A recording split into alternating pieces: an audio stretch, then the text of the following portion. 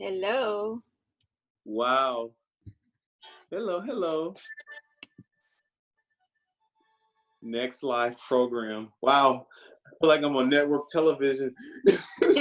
You are. Wow.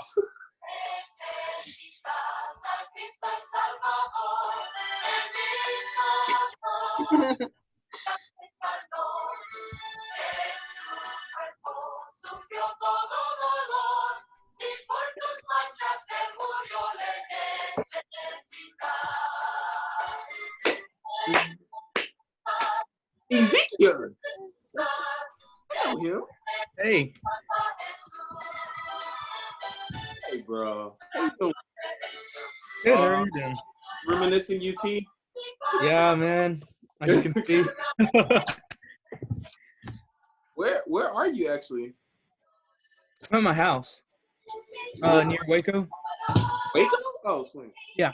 It's like down the street. You just zip on Yeah, over it's not that bad, but traffic, especially with I-35, with all the repairs they're doing and everything, it does cause the trip to be a little longer than it Yeah. should be.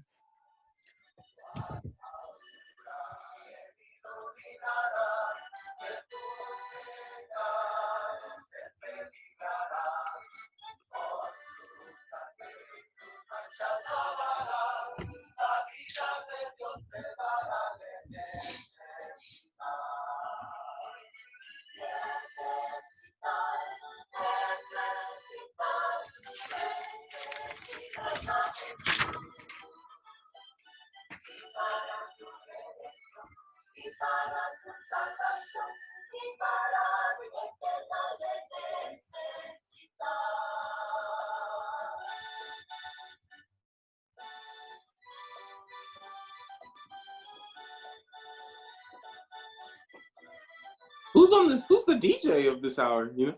DJ. Some very good singers. This CD is this CD is probably how I ended up marrying Krista. Really? Yeah. How did that happen? It was Puerto Rico, actually. We need another Tuesday. You can tell your story. Yeah, that'd be a different night. Different night, yeah. Another night. Yeah, the Lord used this CD to get me to call her up. Wow. Yeah. Yeah. Long story. Yeah, but I'm not the one being interviewed tonight, so. Next time. Okay, well, I think we have enough to get started. So maybe I can introduce myself. My name is Tino, and this is my co-host, Ty Wilson.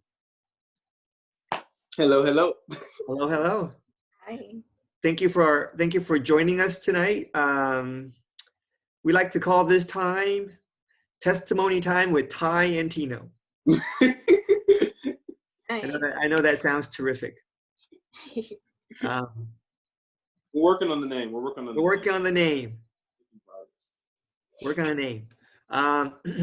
Anyhow, so our goal for this time is to inspire you, to captivate you, to motivate your Christian walk through the living testimony of God's people, right? Obviously, God inspires us with His Word, but He also inspires us with our fellow believers, and especially the testimony, right? So we really believe that when we know one another's testimony, especially when we can see how God operates in people's lives, it can really inspire us, right? And motivate us in our walk in pursuit of the Lord. And we have a particular approach in the way we like to do this. We like to do it kind of in an interview mode, right? We believe by asking questions at certain points in the story to bring out particular interesting stories. We feel like that's the best way for someone to tell their story, right? So tonight, as you may know, we are interviewing Edith Rodriguez. Yay. Hello, Edith. Hello. Welcome Thank to Testimony Time with Ty and Tino. Yes. Thank you for inviting me. Yes, we're so glad you're here. We're so glad you're here. So tonight we would like to, in the short time we have, we would like to just get you to share with us really your testimony of how you met the Lord, how you met the believers and so forth. And so the first question I have for you is, did you grow up in a God-believing house? Yes, I did. Okay. And to follow up that question, and Ty, jump right in anytime. You know, you may have some other questions too. Mm-hmm. And by the way, during this time, if you have a question, you know, in the middle of her sharing, you may have a question as she's speaking something, or as maybe we're asking a question, feel free to throw that into the chat room and we will try to address it as we go along, or we'll try to get it at the end. So, you know, just anytime you feel like you want to say something or make a comment, just go ahead and let us know. So to follow up on that question, did you grow up in a God-loving family? Well, it was more like, no, I don't think so. Maybe later on as things developed, I saw some of the members in my family loving the Lord, but it's not that how I grew up in. Okay. And okay, so why would you say no to the question that you didn't think you grew up in a God-loving family? Well, if they did love the Lord, it was in a kind of hidden way. I didn't see it that much. It was more like, you know, like going to church on Sundays. I practice that, and my mom sometimes, but I didn't really see. Actually, maybe, you know, maybe I'm wrong, because my mom did encourage me when I was very young to read the Bible. But I don't know. I just didn't see them talking much about the Lord. So maybe they did love the Lord, but it was kind of hidden. Okay. So how did that what was your understanding of God, even growing up as a child, because of that with your family? Well, growing up, God was like in the heavens. He's a creator. And I believe that he's looking after us, and that if we ever did something wrong, you know, God would be upset at us, and then that we should do, you know, we should be good people. And then whenever I was in any kind of need, I would ask God to help me or to help my family. That was my relationship with me and God. It was just like God in the heavens, and he's there, and it's, you know, whenever I need something, I would ask him. So that was my relationship with him growing up. Okay. And what was your earliest memory of reading the Bible? Whoa.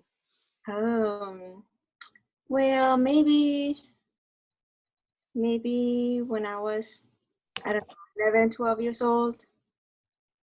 Something like that. Okay. Okay. And do you remember what happened? Well, I remember when my mom used to encourage me to read the Bible, there was something within me that agreed that that was God's word. And then when I was in middle school, one of my friends encouraged me to read the Bible, and I started to read it. And then when I read the Bible, I realized that some of the things that I was practicing that I thought would please God, actually they were not scriptural. And then I just realized, oh, things that I've been doing supposedly to please God is something that doesn't please God. Actually, he doesn't like that. So then because of those things that I started to realize that I was doing some things that were not scriptural. I turned off on what I was doing, and I just didn't want to meet in any kind of church, so I became someone that felt that my faith was going to be private. It's just me, among me and God, and I didn't want to have anything to do with any kind of denomination. That was in middle school, you said? Yes. Wow. What about your siblings and your family? How did they feel with you taking that kind of? But they were not, my siblings and my family were not very religious. Like, they were not practice something strongly, so they didn't even really care that I didn't go to church and things like that. So what is one of the examples, what was one of the examples that you felt like you read something and then you realized, wow, I thought this was doing something for God, but then it wasn't?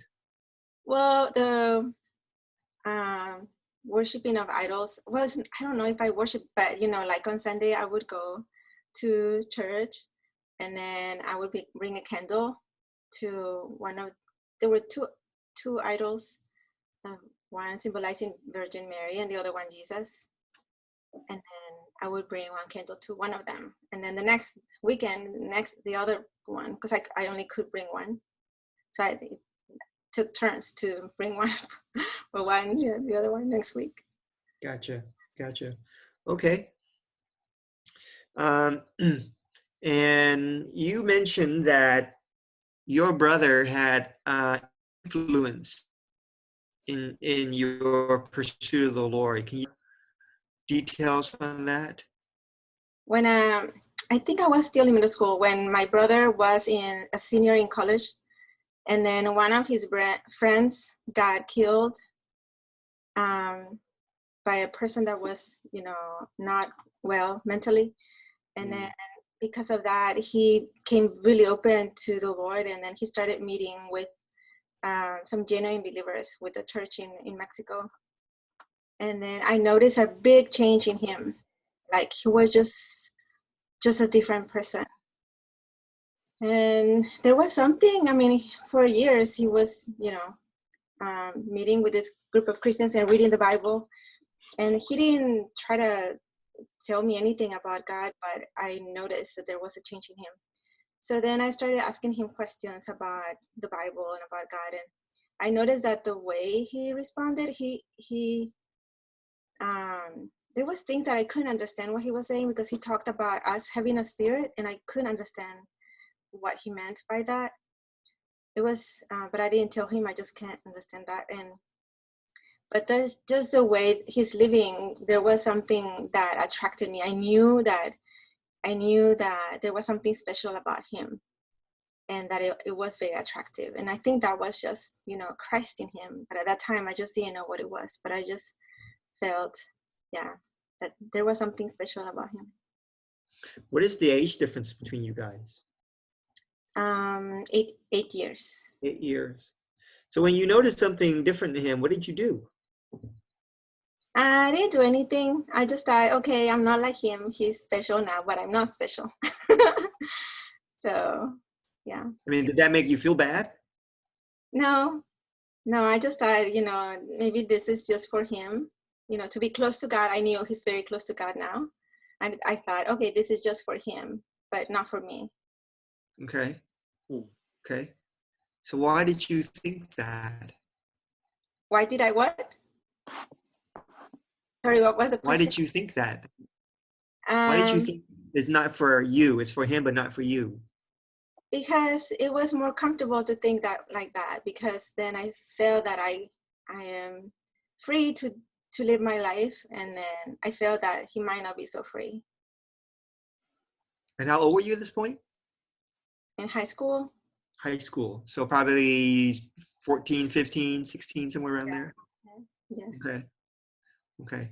Well, I find that very interesting. I think I've heard similar people sharing the same experience. Even and what surprises me is even as young as 14, 15, that there's this realization within that we want to make somehow a convenient excuse to release us from being more for God. Yes. Right? That kind of sound like that experience. I think I had a similar experience growing up as well. I remember something like that in high school. Yeah, I definitely had friends who were religious, quote unquote, and I don't know. It's kind of, I don't know if anybody else had a similar experience. I remember somehow within you knew I should be more for God. You know, Yeah. I don't know how I knew that. I just knew somehow you should be more for God. But I didn't know what to do. I had no directions and no help. And so to not make myself feel bad, I had to subconsciously make an excuse to release myself from doing more to be for God. Yeah. Right. And it's interesting, you know, I used to think that that is something that older people do, you know, when you have so much in your life that you can't be for God, so you have to make an excuse to do something like your career or something so forth. But I realize now, and even checking with my own experience, that that's something you can people have actually when they're younger experience. That's true. So then, okay, so then you see your brother, you notice a difference in him. You leave it untouched for a while. So how long did that stay until eventually something significant happened to you?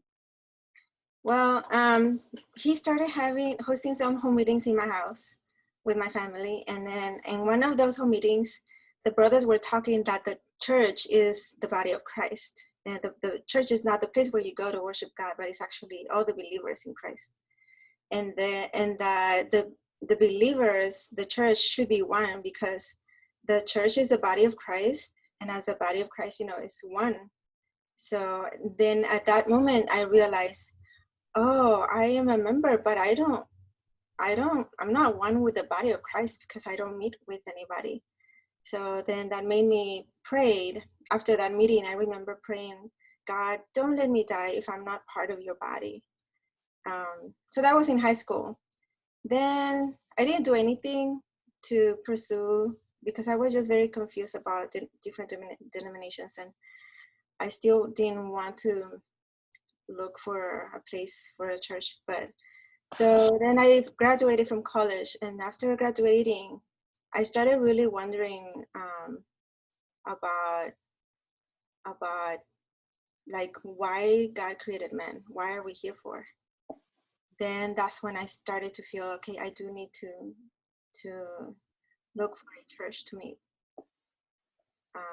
Yeah, so but that I feel that prayer, you know, it was just like in high school, and then years happened, several years, and then it was until after I graduated from college where I felt I wanted to know why God created man.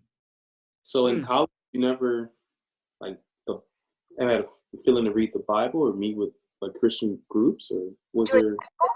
Yeah. I mean, I did read the Bible, not in a consistent way, not like every day, but I did read the Bible, and I did pray to God. I, you know, every time I had trouble in school, having tests and all that, I always would pray to the Lord.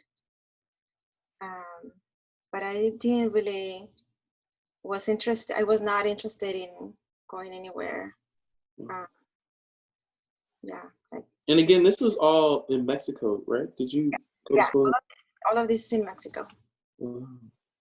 So. But Mexico is a very religious country, isn't it? Yeah, Catholic. Well, my like when I was a kid, my neighbors, my friends, the other kids that I play with, they went to catechism classes, and that's how I became Catholic, because I went with them. My mom was not really practicing Catholic. She was not going to Catholic church. She was more going to Pentecostal church. So sometimes I went with my mom to Pentecostal, but many times I went with my friends or by myself to Catholic church because of my friends. So out of 10 people, let's say on average, out of 10 people in Mexico, how many would be Catholic? 9. 9 out of 10 would be Catholic. Wow. Yeah. So your family being not Catholic and meeting in the Pentecostal group, you guys were very much in the minority. Yes. Like sheep. Yeah. So did you guys feel like kind of like an outcast, or No. did you feel like not connected to a lot of people in the country, or? No, my mom, she went to a Pentecostal church because she liked it there better. But if she went to a wedding or something event where she had to go to a Catholic church, she would go and she would take us. You know, like there's the quinceañeras and the weddings and the baptisms and, you know, all those kind of events. She would go. My parents would go. And did your mom ever tell you what is it about the Pentecostal church that she preferred over the Catholic church? She didn't tell me, but I know my mom liked reading the Bible, and they like to read the Bible there.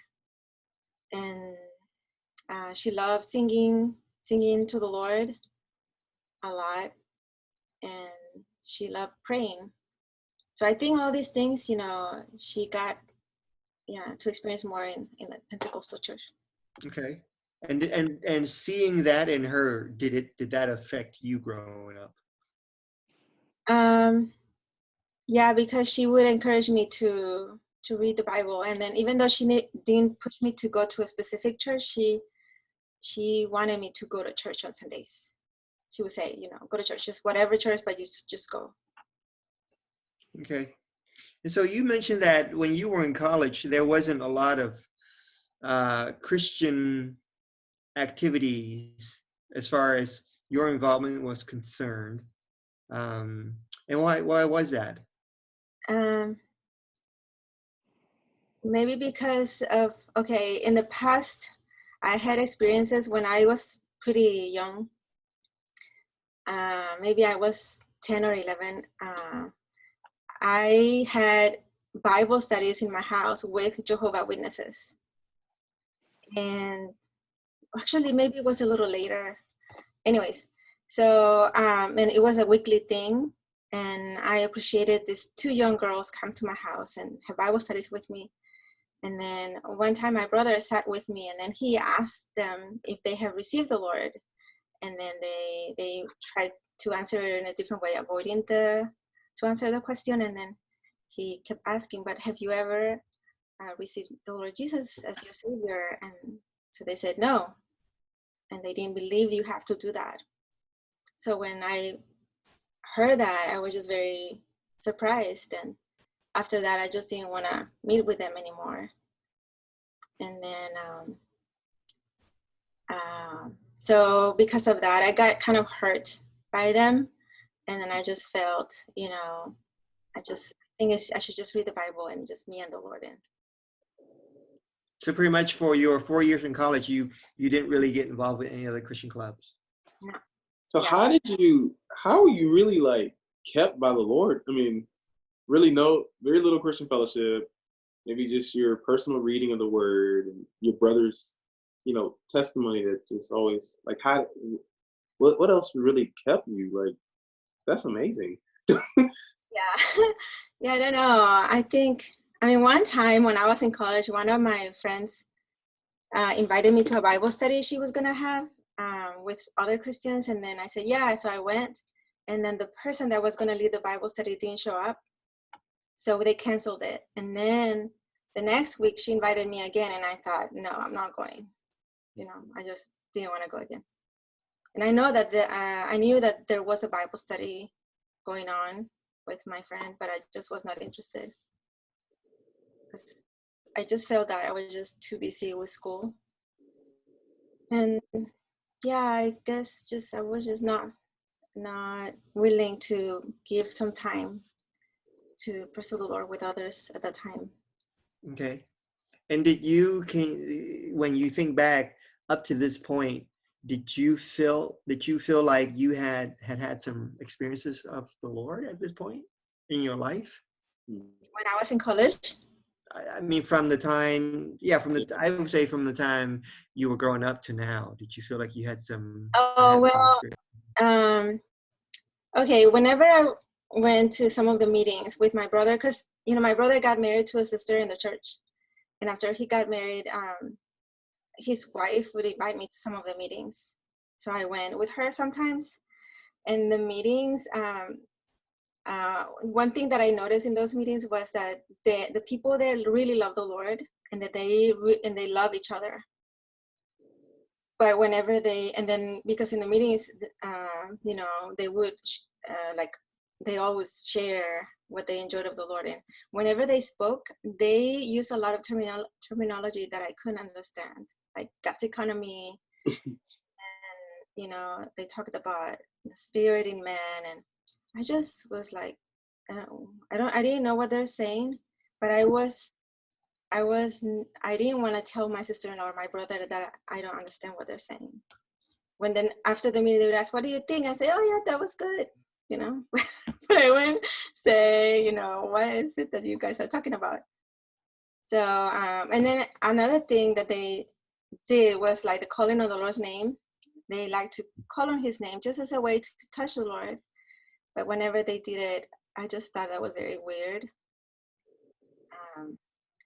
And then, so, you know, in a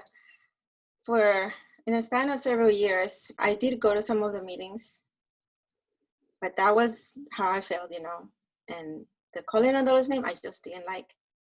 And then when I graduated from college, I moved to the States to live with my sister and her family, her husband and kids.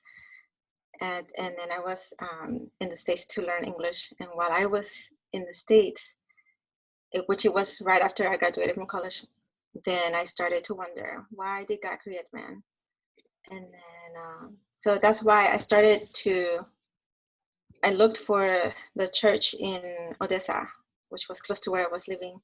Then the brothers I went to one of the home meetings, and after the home meeting, on the way back driving, I just decided to give the calling on the Lord's name a try, because I noticed that the people there in Odessa, they also do the same thing. They like to call on the Lord's name. And I thought, why are they doing the same things? This is a different group of people, you know, in America, and the other ones are in Mexico, and they like to do the same thing. It's kind of strange. So I thought, okay, I'm just gonna do it. And when I was driving, it was an hour, and I had to drive home for 1 hour, and then I decided just to call on the Lord's name, but without thinking, you know, this is gonna happen. I'm supposed to touch the Lord. No, I just started to do something outward. And then I'm driving and I'm saying, "Oh Lord Jesus, oh Lord Jesus," and then suddenly I don't know, I just was overwhelmed with love for the Lord, and I started to genuinely, for the first time in my life, telling the Lord, "Lord, thank you so much that you died for me. Thank you for loving me. Lord, I love you. I love you, Lord Jesus." You know, it was the first time that I think I touched the Lord and for Himself, not for asking something that I need from Him. But this was the first time that I touched Him, and that I could tell Him, you know, I love you because of you. Yeah, not because I'm supposed to tell you I love you, because I'm asking you to help me with my exam, but I love you. That was the first time that I had an experience of touching the Lord like that. And how old were you when this happened? I think I was like 22 or 23, maybe 22. Okay. And so what happened after that point? So I continued meeting with that group of Christians in Odessa. And then they started to visit me where I lived with my sister and the family. And then I just love praying out loud, because before I didn't like to pray out loud. I thought, you know, praying, I know I can touch the Lord inwardly if I just pray inwardly. But this time, you know, because I tried the calling on the Lord's name and it was so sweet that I just wanted to keep doing it. So every time I met with these believers, it was just so enjoyable to pray with them and to read the Bible with them. And so I kept meeting with them. And then a few months later, I moved back to Mexico. And then when I moved back, my brother and his wife, they were gonna go to this training in California for 2 weeks. So they invited me, I went with them. And then I found out about a Bible school there in California. And then they told me if I wanted to go, I could go. So the following year, I went to to the Bible school. Okay. So I want to kind of backtrack to a question you said you had. You had a question, you wanted to know why God created man, right? Yes. So why that question? I think deep within me, I think it was the Lord that caused a hunger in me. Like everything outwardly was totally fine in my life. But very deep within me, I felt empty. And nothing that I was doing satisfied that emptiness. So the place where I lived is a very small town. And around the town, there's a highway that loops the city. And I remember just driving there. I was just so sad, and I was just crying to the Lord. I was saying, God, why am I here for? Why am I here for? Why did you create me? What am I supposed to be doing? You know, nothing was bad in my life, but I was just, I think I was just very seeking for meaning, for reality in my life. And when do you think was the first time you had that question or that feeling in your being? Actually, in college too, but I didn't question it that way. But I remember feeling like I thought that if I graduate from college, I will receive the meaning of my life. You know, and I thought I'm working for that, for the meaning of my life. If I, you know, do well in college, then I will secure my future. But then after I graduated from college, I felt like, no, I still feel the same way. I still feel insecure concerning my future and concerning life. And then I realized that actually it doesn't matter, you know, what things I can accomplish here. I just feel that that's not gonna fulfill that emptiness. So I think in college I thought, in a sense, that you know, what I was doing I was working towards that. But then later I realized, no, it doesn't. College doesn't fulfill the meaning of my life. Okay. Now, for those of you who don't know, Ty and I, we work with Edith on campus, and you know, I think Edith, a lot of people when they look at you, they probably see, you know, a sweet. I don't know, Ty. I mean, like, you know, maybe when you first met Edith, you think she's just a sweet little sister, you know, a gentle, sweet sister, you know, who loves the Lord and, you know, loves the other believers. But Very much so. That's what I think. I mean, that's kind of the perception.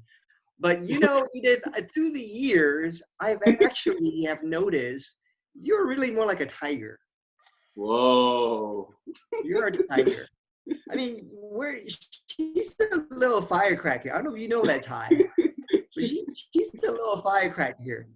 I mean, in some of the staff meeting we have, I mean, when other sisters are afraid to say something, not Edith. She's not afraid. Especially She's not afraid to say other student sisters, like the yeah. Oh man, Yeah. the tiger comes out. She's not afraid to voice the unpopular opinion. Yeah. You know, a lot of people be afraid, like, well, I don't know. This is I look bad for saying this. Everybody wants to do this, but I don't feel right, and maybe I shouldn't say something. A lot of people will be afraid to say something at that point, but not Edith. There's like this tiger inside of her that like comes out. Now, am I accurate here? Yes. Am I accurate? Some of you who knows it probably would agree, right? There's a little tiger here. There's a lot what of I want to know is, where did that come from? Yeah.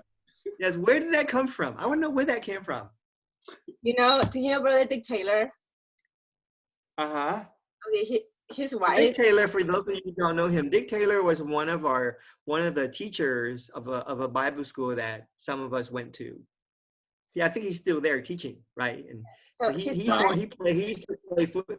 No, he's not there anymore. Not anymore. He used to play football when he was younger, right? And so anyway, he was one of the teachers there.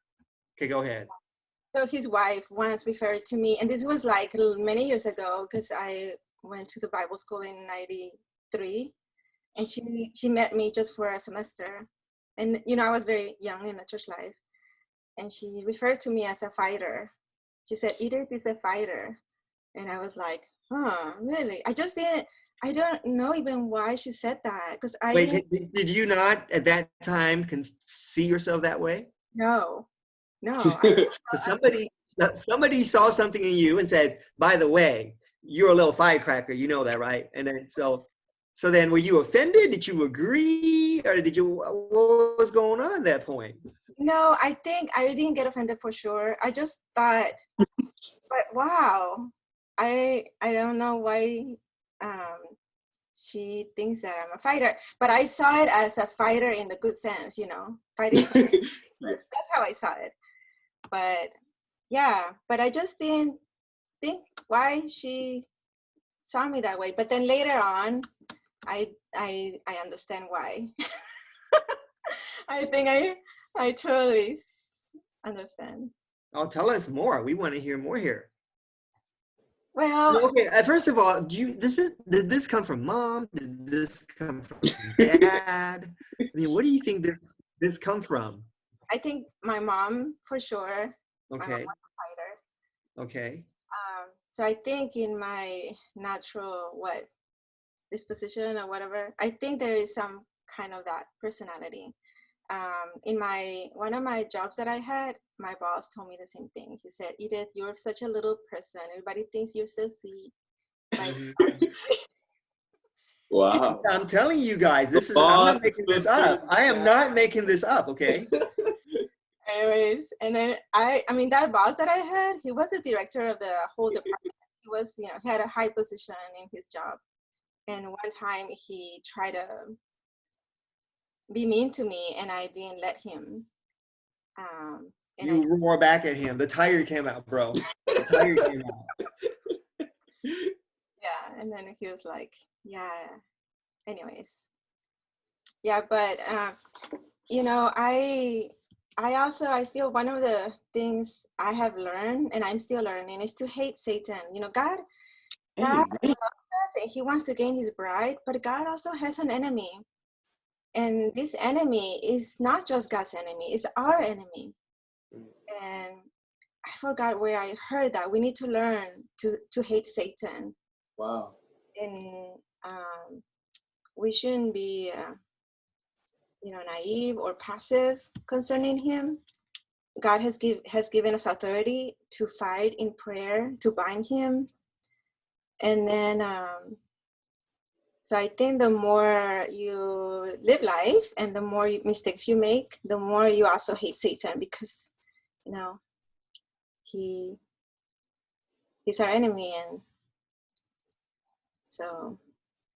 Do you think that kind of like fighter, warrior kind of side is also like kept you serving? Like, how many years have you been serving full time in campus ministry now?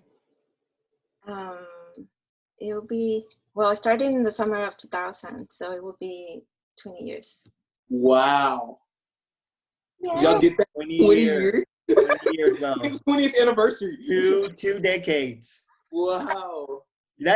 She deserves a cake. Somebody should bring her a cake with 20 candles on it. Bring her a cake. We gotta bring a cake the next time, when this whole Corona thing's over and we're able to have coordination again. We need to bring a cake with 20 candles on it. And put stripes on the cake for a tiger, you know what I mean? We want pastel seed. We want cakes. Okay, so I have a very hard question for you. You ready? This is a hard question. Let's say you're taking care of a young sister in college, and she's a timid sister, sweet, timid, gentle, and eventually she notices, wow, Edith, she's kind of like this fiery tiger kind of sister, and she wants to be this way. She realized, wow, I really like this, but I just don't have this in me. And she comes and asks you one day, Edith, how do I become a tiger? How do I have this kind of passion, this kind of, I don't know what the right word is, Ty. How do I have this kind of, fire? I don't know, zeal, fire, attitude. Yeah. Well, what would you say to her? Well, love the Lord I think the more you love him, and then how do you love him? I think the way we get to know him is through his word, by receiving his word. Mhm. I think the more you know him, and then you love what he loves and you hate what he hates. Wow. So you will, I think when you love someone, you want to also protect that one. Because I remember my mom, she was very protective of us, her children. And also, when I see a student that, Satan is just attacking, within me, I just have this hatred towards Satan, and I'm provoked to pray and to bind the enemy. Or, when I see a sister that is receiving all these lies from Satan, within me, I'm just provoked. Wow. I just, I don't know. I think it's just by loving the Lord and loving his word, the more you get to know the Lord, you will realize, that, I don't know, it's just two things going hand, the love for the Lord, the more it increases, the hatred for Satan will increase too. Mm-hmm. Okay. So so since you've been serving for 20 years on campus, what are the three biggest lessons you have learned? The Wow. biggest, This is really Three important. biggest lessons you have learned. This is for me, this part. Okay. This is a 20-year veteran. Yes. Yeah. This is golden. Okay, sorry. Three biggest lessons you learned. Yeah. I'm sure you've learned a lot of things throughout the years, but I want the top three. Wow. Okay, let me, one lesson that I always, and I'm still learning, okay, I'm not saying that, oh, I learned, but I'm still learning, is the matter of, before you move, like, okay, when serving together, when you have a feeling from the Lord concerning doing something with one of the students, or, concerning our service, it's good to be check with the other serving ones that I'm serving with. Hey, how do you feel about this? Not just jumping, but ask where they're feeling and see how, if maybe they can also pray for this matter, and we together can seek the Lord. I think that's a lesson that has that I'm still learning. Just even if I feel that I'm very strong about something, it's always good to check with the others about how they feel, and not to be in a hurry, to do something, because sometimes we feel like, but now, but the Lord is never in a hurry. Oh, Lord. Jesus. Something is from the Lord, you will have time to pray for that matter. You have to pray. You have time to fellowship with others, and then the Lord will bless us. So this matter of fellowshipping with others is a big one. Okay. Another one lesson is never trust in myself. So I think the more the younger I was, I think I thought that I could have a little bit confidence in myself, maybe in some good things about me, but the more mistakes I make, I realize how untrustworthy I am. Like, I cannot trust in myself.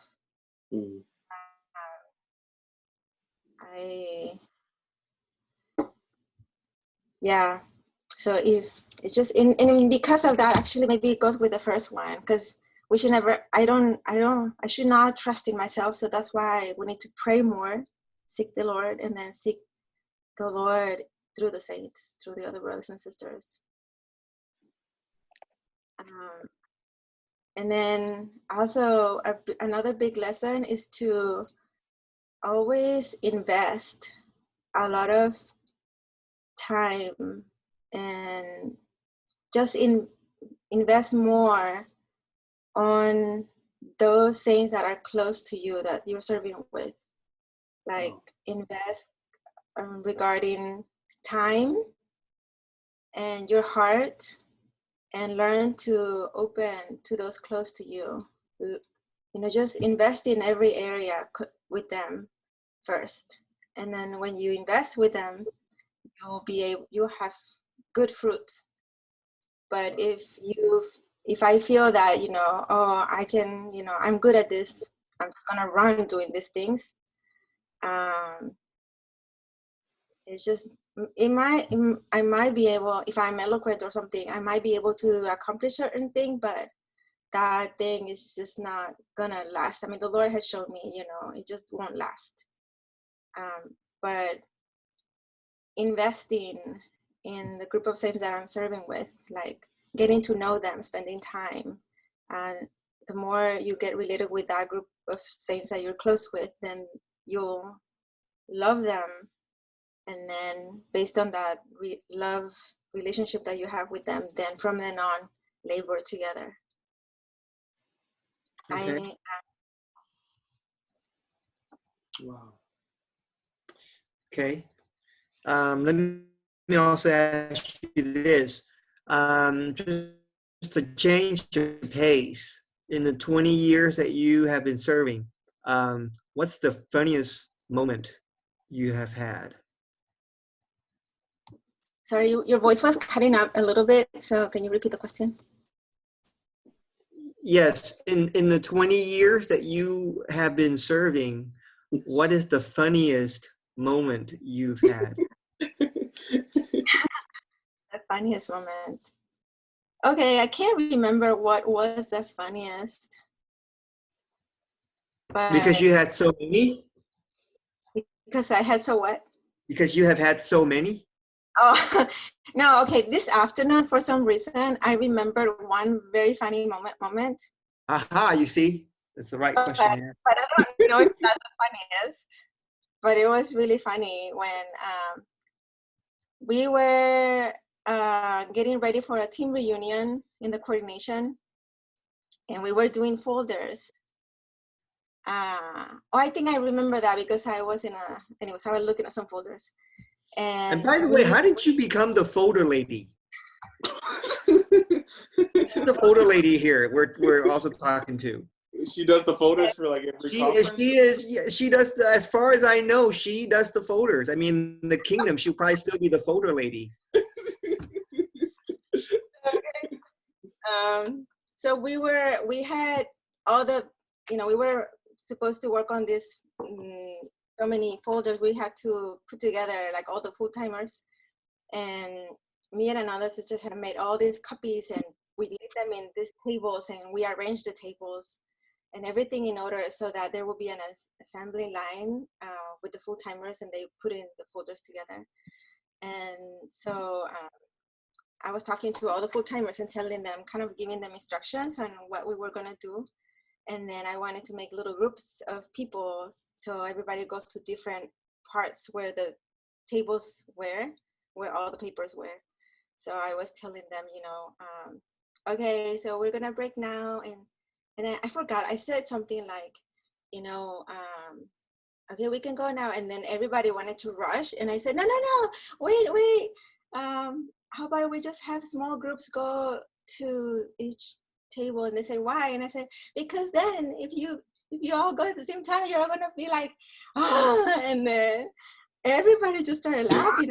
That's the tiger that came out right there. Did you guys see it? Tiger was released. That was the tiger right there. Can we see that again? That's what Carrie said. Edith, do it again, Edith. Also made a comment. It's not a tiger, it's a T-Rex. Oh yeah. Yeah. That's right. Anyway, that was just funny to see. Oh. Wow. Okay, so last question. What is the easiest thing serving, and what's the hardest thing serving? The easiest thing? Well, okay, the easiest thing is I love being with the students. So being with them is just very easy because I love them. And the one hard thing is I'm afraid many times of loving them or touching them in a natural way. And because I can offend the Lord if I do that. So I'm afraid many times of doing things in my natural man. Yeah. So I think probably the hardest is serving with Tino, right? That's what we would all. I mean, right? I mean. Hey, I know she's a tiger. I just get out of the way, you know. I just get out of the way, you know. I'm like, I'm leaving the jungle here. I'm not staying there. I saw that tiger a long time ago. I'm like, oh boy, okay. I'm telling you, people don't know. They underestimate her, you know, and they mess with her, and then she just chew them up and spit them out. So I'm letting y'all know I'm doing y'all a favor here. Okay, well, that pretty much concludes our time tonight. Thank you so much, Edith, for joining us and sharing with us your testimony. Wait, one more. I have one more question. Oh, Ty has one more. Just I just want to know, Mike. You know, what is your favorite kind of cake? Cake? Yes. You know, I don't know. Just random question. I cannot eat cake because I can't. Cannot eat cake. She cannot eat cake. Cannot eat cake. How's that possible? I've never met anyone. Wait. Here we go, Marina. Okay, there we go. 10 years each. There we go. I do have a favorite one, but I cannot eat it. Tiramisu. It's an orange. You can eat tiramisu. You can't eat tiramisu. Why can't you eat tiramisu? It's the tiramisu, one of the best cakes in the world. I know. Okay, the one that Marina is offering, that I can eat. But that's a fruit cake. That's a fruit cake. Yeah, thank you, Marina. No, we need to go. We need to go back to the we gotta go back to the tiramisu here. What's going on with tiramisu? Yeah. What's happening here with tiramisu? I can't eat cheese. Why can't you eat tiramisu? Because all the stuff in there, I can't eat. Like, I mean, like, you just don't like it. It's not healthy. Does it make you break out in hives? Like, do you tiramisu? What are we talking about here? It's like not fun to talk about, but yeah, I can't eat a lot of stuff now. Okay. That's what happens if you don't take care of the things that you eat now, later you will suffer and you won't be able to eat them. I have been eating junk food for a long time. A good lesson for the young ones. Very good lesson. Wisdom for young ones. Yeah. Okay, so at this point we have 5 minutes left, and I wanted to open this time to any of our listener out there. If you have any questions, anything you want to ask Edith right now, this is your time. Remember to unmute if you're gonna ask her a question.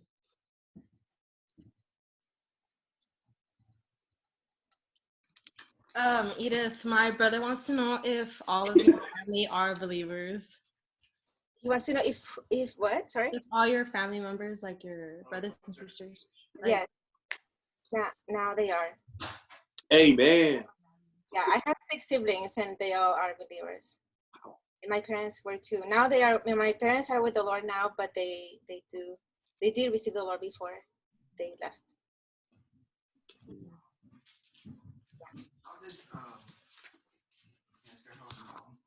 Yeah, Mario's. So how did your mom come to receive the Lord? There was one time when she was very sick, and my brother led her to receive the Lord, I think. I don't actually remember if he led her, but he shared with her, the Bible.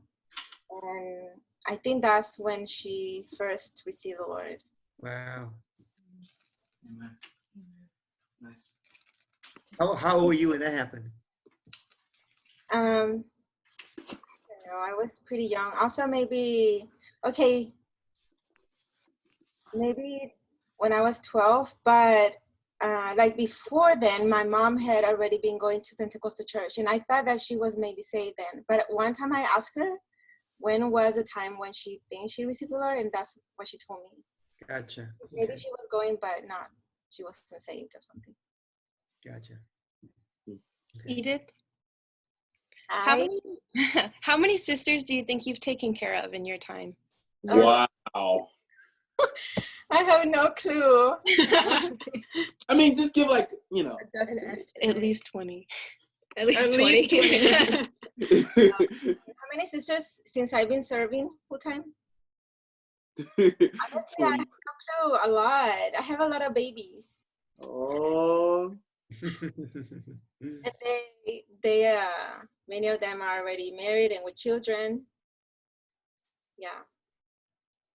Wow. You lose count after so many years, right? Yes. Mm-hmm. Yeah.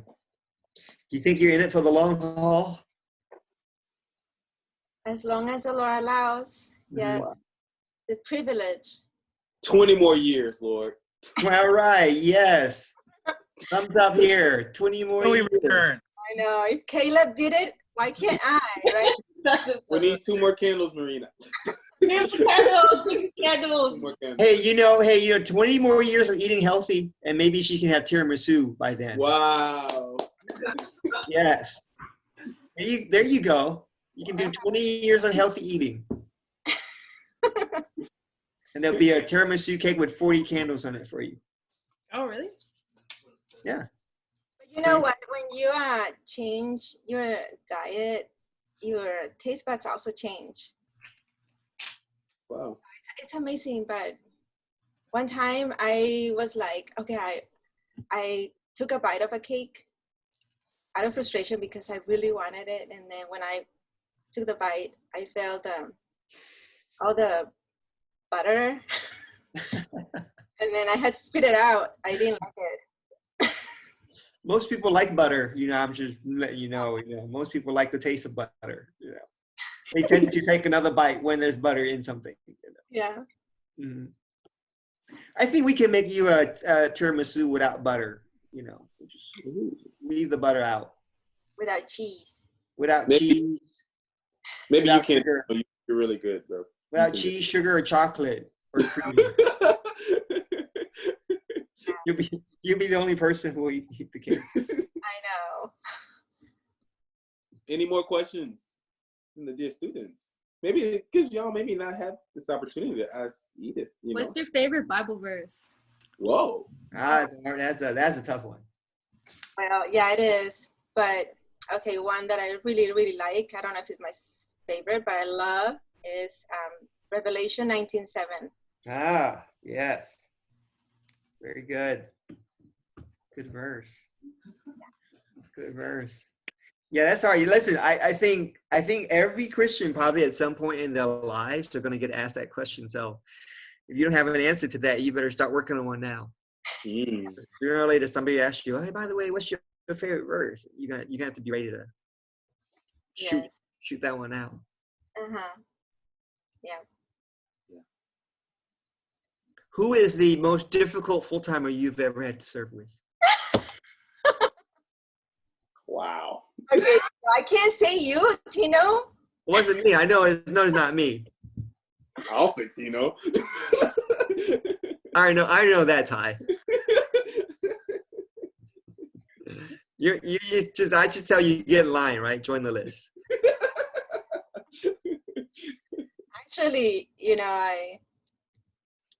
I thought it was. All right, let me ask you this: has there been a full timer that you just could not get along with? Wow. Who is that? It's for real here, man. 20 years, bro. For real here. Who's the full timer that I can get along with?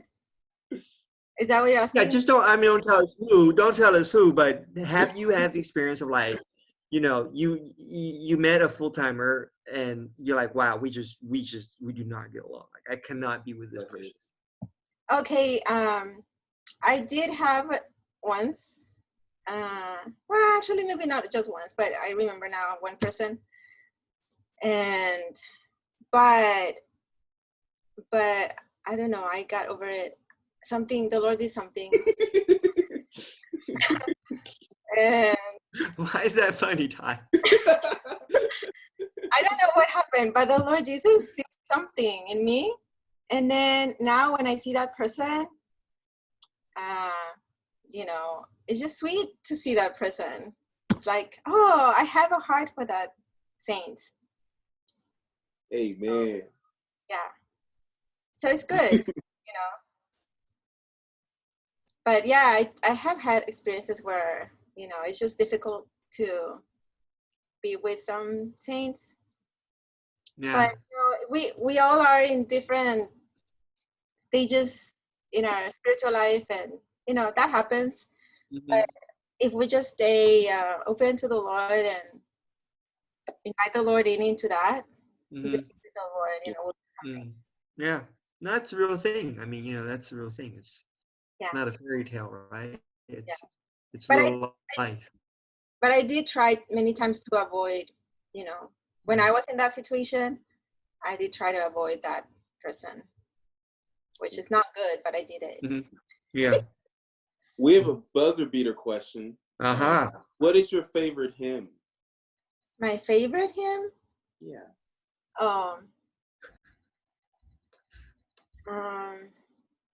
I can't think of one favorite one, but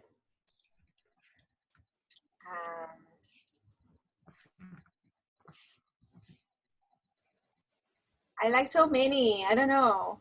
Which one should I say? How about just recently? They call it, what's your jam? Some students say that. What's your current? Ooh. Ty coming in with the current lingo here. Okay, there is this one that I really, really like. The one that says that it's just so wonderful that the Lord and us, we are one.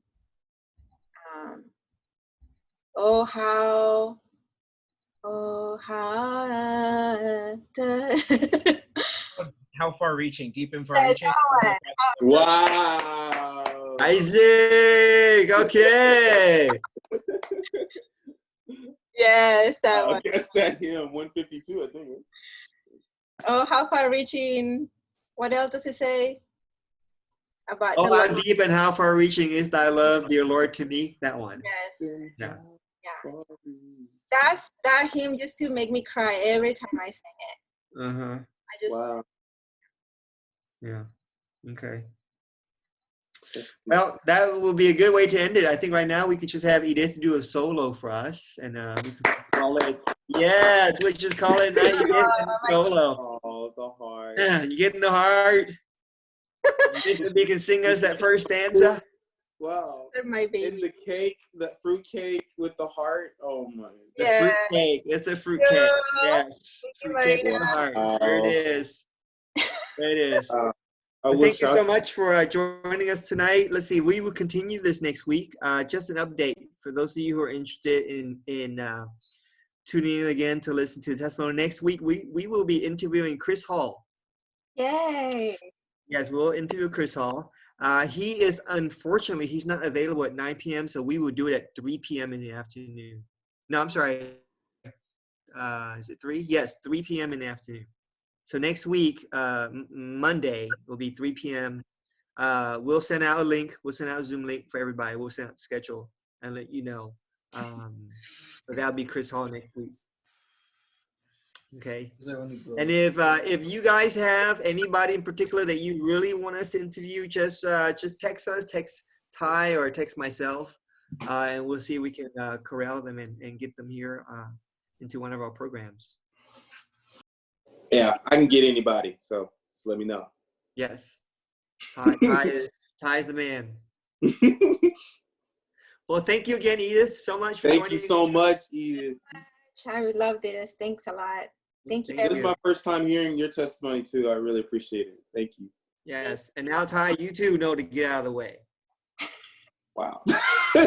I know. Words of wisdom. Don't mess with Mama Tiger, bro. Mess with Mama Tiger. Thank you. See y'all. Okay, good night, everyone. Bye-bye. Good night. Good night. Good night. See you guys. Bye.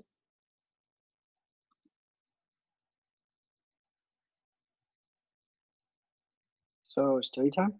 Study time. Let's go. Hey, Ezekiel, Ben, y'all on that study grind, bro?